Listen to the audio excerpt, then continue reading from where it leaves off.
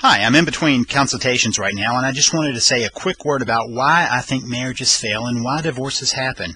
My name is Lee Balcom, and I'm one of the Internet's leading marriage experts, and I want to help you understand exactly what's going on in your marriage so that you have a choice. You've probably heard of statistics that show that almost 1/2 of all marriages will end in divorce. That raises the question of what are we doing wrong, and why can't we stay married? There are some reported reasons why marriages fail, but they are only reported reasons, and they're only pointing us toward the real reason that we're going to get to just a little bit later on in this video. The first number one reported reason is finances. People say that finances are what lead to divorce more than anything else. Now, I have to tell you, I think that's a myth. I think it's just something that we tell ourselves it's about finances, because it's not whether people have money or don't have money. It's how they deal with money that tends to be the reported issue. Finances is only a symptom of the real reason. Another reason that lots of people talk about is communication. They just can't communicate with their spouse.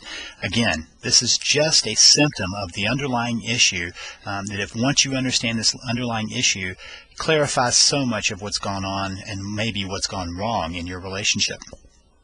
Another top reason that people give for divorce is parenting. It's tough enough to raise a child, but it's even harder to agree on how to raise that child and how to come together, much less if there are children involved, how to come together and agree on how to get that child and children from babyhood all the way to adulthood. Another reason it's given is in-law relationships. The fact is that we have families, the families that we grew up in, that keep pulling us back towards them and away from the new family that we've been trying to establish. So the in-law relationships are, again, merely a symptom of the fact that we've got an underlying issue that has to be addressed. Another reason given is extramarital relationships. And of all the reasons given, this to me is one of the biggest symptoms, the symptom of the real underlying issue, because the fact that an extramarital relationship can take place is based on something that's already wrong in the relationships. Now understand that when people have an affair, about 80% of the time the marriage stays together. So it's not that extramarital relationships are actually the ending point of marriages as much as we believe that they are. The divorce rate after an affair is actually lower than in the general population. Another reason that I hear so often and so sadly is we grew apart.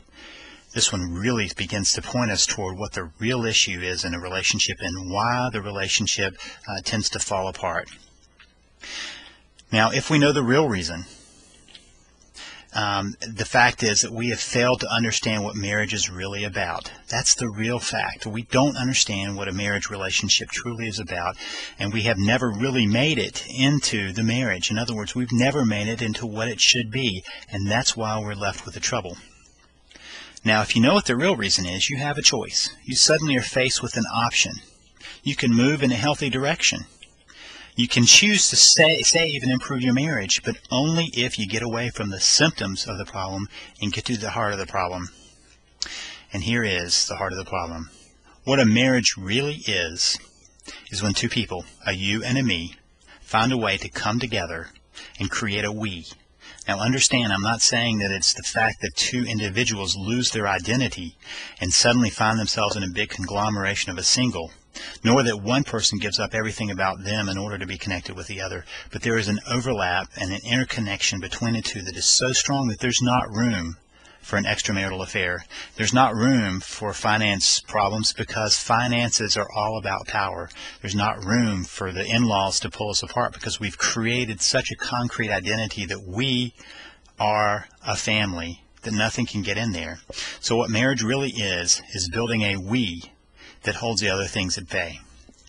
Now I've told you what a marriage really is. If you want to learn more about becoming a we, go now to www.savethemarriage.com.